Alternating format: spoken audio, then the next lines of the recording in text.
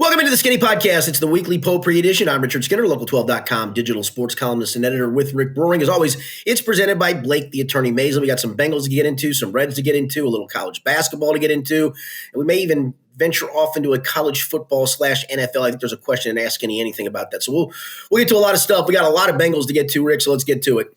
Yeah, let's jump right in. We'll start with the Cordell Volson news, Skinny. We've talked a lot about the offensive line over the last few weeks, and then we get news this week that Cordell Volson will likely miss the season due to his shoulder injury.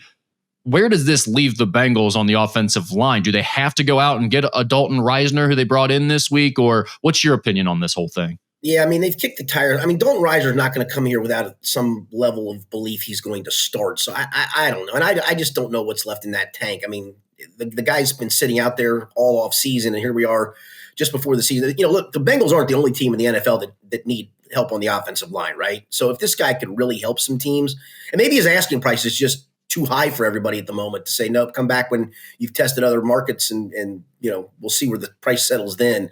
I mean, this would feel like very desperate times to do something like that, to pick up somebody off the street basically 2 weeks before your season starts, even as a depth piece. But that may be where we're at. I mean, maybe after cutdown day, they find an offensive guard particularly to fill in there. I think in the short term, I think they're okay. You know, Cody Ford can play guard, you know, but the problem is Cody Ford is also going to probably be the backup swing tackle. So what happens if on a week where, you know, Amarius Mims is down or Orlando Brown Jr. is down and Cody has to start, then who becomes the backup guard? Is it Jackson Kirkland? Is it Andrew Stuber? I mean, they're in a tough spot because as much as Cordell Volson fell out of favor last year, dude started 48 games over the last 3 years. I mean, he has starting experience in the NFL. He's been serviceable at times. And I think that's a nice depth piece to have that now you don't have. So the guard spot's gotten awful thin awful quickly. This offensive line was already. Well, I forgot. And Jalen Rivers, the rookie. But do you really want to get to the point where you're starting two rookie guards?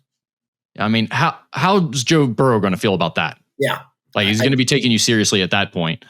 This offensive line was already pretty poor, I would say. I mean, below average is like a best case scenario you could give them based on what they were coming into the year with. If you're saying they're okay, they can get by right now, I think that's the starting point for them. Are they one injury away from being a complete disaster here? To answer your question, yeah. I mean, again, go back to the scenario I laid out. I mean, neither Orlando Brown Jr. nor Amarius Mims started every game last year. They both missed a chunk. I think Amarius missed 4. One of those he missed. Trent Brown started 4 in place of him. So I guess he missed 3 for injury's sake. And Orlando missed 6, I believe, for injuries. And, you know, he's not getting any younger. So can I count on 34 starts from those two guys? Probably not. So that means Cody Ford's probably going to have to make a handful of starts at the tackle spot. So let's just say he does. And then let's just say Lucas Patrick's either a dud or he gets hurt, or Dylan Fairchild gets hurt. Then who's going to start at guard? I mean, you can put the rookie in there. Again, you're going to have 2 rookie guards in there. And how about a scenario where you'd have 2 rookie guards and Cody Ford having to play a tackle spot in a given week? That doesn't sound very promising, does it? Not great, especially when, again, you've got the entire franchise back there behind them that you're trying to protect. That doesn't seem ideal. No, the one thing, and you've mentioned it before too, and it is worth bringing up. I mean, that Super Bowl offensive line was not very good, and they still went to the Super Bowl. The offensive line next year was banged up. Remember, that was the Jackson Carman starting in the playoffs. They had 2 or 3 guys down, and that team got to the championship game and was a couple of plays away from maybe going to a second straight Super Bowl. So they found ways to work around this. No, that's a great point. I mean, that's something I always do come back to, when, especially in the offseason, when we're talking about where do you invest your money and your draft capital and all of that. I do always look at like the 2 years where they've had their most success in recent history were years that they had really bad offensive lines. So it's a great point to remember, but at the same time, it's definitely concerning going into the year. And it makes it even more concerning, Skinny, when Joe Burrow is back there holding onto the ball in preseason games, patting it, scrambling around, rolling all over the place and taking big sacks. Here's my question about that. We saw the couple of big hits that he took in this game. Can Joe Burrow be trusted to play in the preseason? That's a great question. I will say, I thought Zach had a pretty interesting comment in that regard yesterday. Like, you know, he goes, I've learned I can't live in fear. Like, I can't live in the fear of if these guys go out there and play, that they're going to get hurt. And for Joe wants to feel football. I know fans hate it.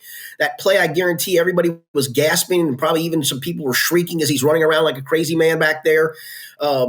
He needs to be smarter in that regard. Hey, man, preseason, just throw it away. I know you want to feel that feeling and what it's like to maybe make an unscripted play. I thought Zach made a good point. He said it was a great teaching moment for us on tape in a lot of ways. Like, I know everybody's making fun of Lucas Patrick where he kind of puts his arms up to block, but the point he made is you can't do blindside blocks or it's a penalty. So, he's trying to at least screen a guy. I know everybody's kind of making fun of that because Lucas Patrick's an easy punching bag at the moment.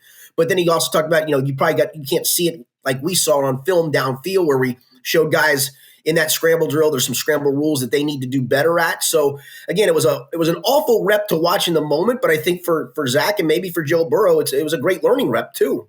Yeah, I don't think fans care at all about them having a great learning rep in that situation when they see him grabbed by his shoulder pad, slung like a rag doll and thrown on top of his head. It's just like, Joe, it's great to feel like you can take a hit and all that stuff, but when you're letting guys get their paws on you like that and they weigh 375 pounds and they're just throwing you whichever way they want, there's way too much potential for you to, dislocate something or something to pop out of place. It's too dangerous. You cannot have that happen. The preseason should be, Joe, if you have to move outside the pocket at any time, throw it away. We're done. We're done with that play. Exactly. That's the whole thing. I mean, I get it. I love Joe Burrow for his ability to do all that stuff, but not in the preseason, man. And look, if it's like you want to go a little bit unscripted, you want to scramble out where you can see everything, but once you start doubling back, spinning around multiple times, and you've still not thrown the ball away, it's like, but not to mention you turn back and you see Orlando Brown completely quit on the play. He's just standing around already. Waiting around at that point, not even helping you out. Just get rid of the damn ball. Well, and that was another point I think Zach made too, is the offensive lineman, I think, thought Joe was taking off downfield, right? Like he was already past them, and then he doubles back, and you're kind of, as a lineman, you are kind of screwed at that point. You're thinking he's gone, and then all of a sudden he comes doubling back. It's like, wait a minute, where are you coming from? And again, I know the Lucas Patrick one looks funny, right? Because he puts his arms up like, I can't hit you. Well, he can't. Yeah. I mean, it's a blindside block potential, so he did the right thing. But Orlando Brown had the ability. Joe came all the way back in. He was like in the middle of the field. He had the potential to see it and get over there. And at least, honestly, I would gladly take a blindside block penalty in that case if Joe Burrow doesn't get thrown to the ground like a ragdoll. I don't care about penalties. Protect Joe Burrow. Back to your initial point. Get rid of the football, Junior. But yeah. I mean, Joe's just got to throw the ball away. And again, I get him wanting to play in preseason. I get him wanting to feel this stuff. All of that is well and good. But if he's going to do this stuff, I mean, this might be a situation where you have to protect him from himself, honestly. Yeah, maybe. But again, he got through it. He's not going to play in the preseason finale. He got exactly what he wanted out of it. And I think you'll see a Joe Burrow who hits the ground fully running when they open in Cleveland. So you kind of had this two sides to the first two preseason games. The offense looking sharp, scoring, the defense really struggling. And so that's kind of been the narrative. Let me ask you this, though. How different would we feel about all of this? How doom and gloom would things be had the two opening drives in each game stalled out right away? Because if you remember, they had the third and long completion to get them on the first game. And then the second game, they went to fourth down and drew an offsides penalty to keep that first drive alive. If both of those flame out, and again, that's a big if because they didn't, they went on to score touchdowns. But if you don't have those opening drives for touchdowns, they go 3 and out, let's say. How different do we feel about all of this? Oh, a lot different. But to your point, they didn't. And you do have to convert third downs and probably some fourth downs in the season, right? So they did that. And I think that's a good thing. You get a little bit of test of, hey, got a third and long, need to convert. They did. Fourth down, get a free play or a guy jumping off sides. Okay, I know your point, but again, you're going to face these moments in the season too. So you passed them in the regular season, in the preseason.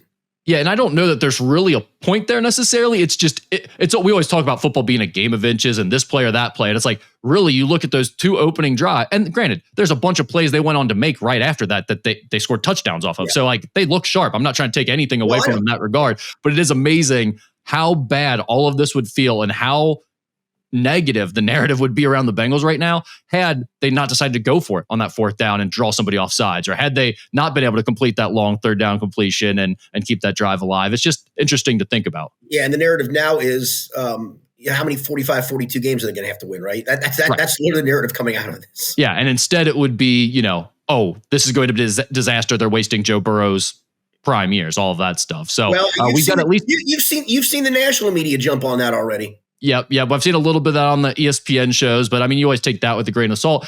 But I mean, to be fair, if we get through the first couple of weeks and the Bengals are struggling again, that's exactly what the narrative is going to turn to very quickly. So, Mitchell Tinsley, we got to talk about him briefly. I know everyone's kind of talked about him already since his performance in that game, but he looked incredible on Monday. We've heard from you guys, the reporters, the coaching staff, Joe Burrow, and even Joe Burrow after this game or during this game on the sideline when he talked to the TV reporters. Everyone's been talking about Mitchell Tinsley making plays and looking legit in training camp. It's easy to get excited about wide receivers this time of year, and it usually doesn't amount to anything when they're that far down the depth chart. But is this guy potentially different? I mean, he looks pretty special in terms of his athletic ability and hands and ability to contort his body and make catches. Yeah, I mean, he's done that all camp. In fact, the last practice before this game, they were doing, it was kind of a light practice, but they were doing 2-minute drill, both the first team and second team. And he was with the second team and Jake Browning. And Jake's group, they had like fourth and 15 back on their own, like 20 or 25, but they're doing a 2-minute drill, right? And you're behind, and so you're going to go for it. And so Jake does get a guy to jump offside, so he's got a free play, so he just winds up and throws it as far as he can throw it. There's two safeties right in between Mitchell Tinsley. He goes up between both of them and snags it. I mean, what you saw on Monday night is what we've seen a bunch in training camp, him making contested catches, back shoulder catches. He's done literally everything. I really didn't know much about him until maybe a week or so into camp. I started reading out like, oh, yeah, they signed this guy back in February. In fact, I don't even know if Zach Taylor knew who he was. I don't. I think he and no offense. I mean, knowing 90 guys, right, that right. Sometimes can be hard. I mean, I have that fault early, and like we have freshmen that come the next year to play JV or whatever. I have a hard time sometimes remembering their names. And so sometimes you'll just go, yeah, 82 is a good player. I don't think he even knew who he was for a while. He knows him now. And when Joe Burrow has publicly called you out in a press conference like he did a couple of weeks ago, then he backs him again the other night after the game when somebody asked, you think he's made it? I sure hope so, said Burrow. And Zach Taylor's had praise about him going about his business. And then you see what you saw. I mean, those are always great camp stories. I think he's going to make the team. I don't even think there's a doubt. In fact, there's a part of me that would be surprised if he even played in the preseason finale. I mean, if you were to not keep him, someone's signing him. Absolutely. Someone's going to take a chance on that guy, given what he's shown. So here's the thing, and I had to shoot everybody down on this one.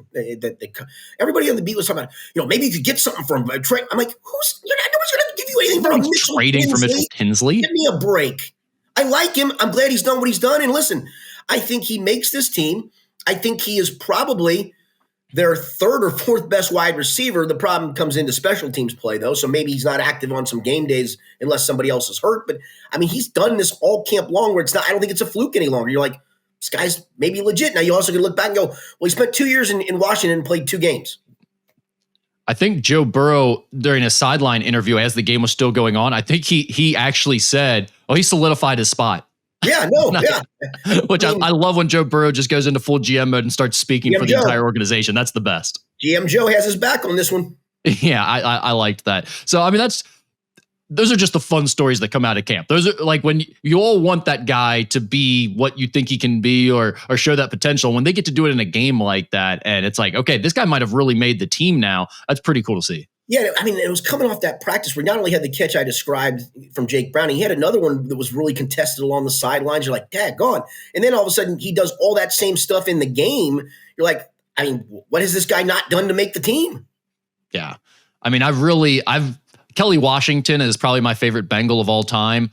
I've got high hopes for Mitchell Tinsley of becoming one of those like cult heroes for me. Funny thing is, a bunch of us talked to him yesterday after practice, and I liked him. I mean, he was very well spoken and all that, but he wasn't overly interesting. So I'm going to transcribe his quotes and write a story on it today, and I'm going to try to go, what was interesting about what he said? I mean, he was just very matter of fact, which was all good. I get it. He wasn't trying to put the cart before the horse or any of those things, but yeah, he's not quite he doesn't have the squirrel like Kelly Washington had. The squirrel was a beaut. Before we get to the Trey Hendrickson update and whatever else you've got on him, or is there anything else coming out of this preseason game or this week of training camp? What's up right now with the Bengals that you want to talk about? I think it's fair, the criticism being leveled at the defense at the moment, but I also think it's just pump the brakes a little bit. I get, everybody talks about being vanilla. I think you're going to see a lot of blitzing from Al Golden. You haven't seen any of that so far. The thing that's been disturbing has been, Demetrius Knight going to the wrong areas. defensive linemen getting pushed off the point of attack. I mean, getting pushed off the point of attack to me isn't overly fixable. Some of the other things, run fits and gap integrity, all those things, those are all fixable things. But getting pushed around at the point of attack, and again, this isn't like you had a defense that did some good things last year, so we'll give them the benefit of the doubt. No, this is a defense that earns no benefit of the doubt until they prove otherwise. Yeah, and like Demetrius Knight, as much as everyone loves him, it just worries. Anytime you have a rookie out there starting in the NFL, it's a concern because they're going to be out of position. They're going to miss some things. It's going to be new. They're not going to be as big, tough, strong as seasoned veterans have been doing this forever. That it's just new.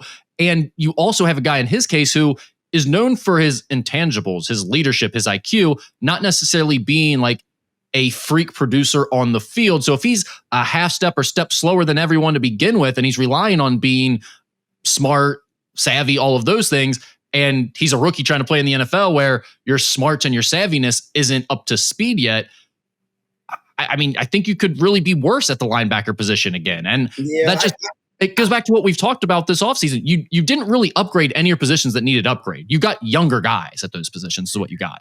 Yeah, that's a fair point. And I will say, I mean, if Demetrius struggles when the games become real, you do have a veteran in Oren Burks you can turn to and maybe slow some things down for Demetrius. Or maybe Demetrius maybe we're making so much out of a small sample size of snaps for these guys that, maybe in game situations they make adjustments and settle in. Is there any chance Barrett Carter's in that conversation? I think he has to be. There's no question. But I don't think – I guess it could be for Knight. I mean, it's always felt like he's kind of Logan Wilson's guy to eventually replace, and you're certainly not going to start two rookies together. I mean, Logan has not looked great. That's the other thing is Logan Wilson lost it all of a sudden too. Yeah, and I think that's the fear you run into with this. Yeah, everyone's concerned about the defense. I think those concerns are very legitimate. I do too. So the other big piece there is Trey Hendrickson. There was another report out there this week. It feels like this isn't anything new. It feels like there's not much new to say about this. It feels like we're still coming right down to the start of the season or the few days right before that, and then we'll find out how real this is in terms of him sitting out. What's your read on the latest?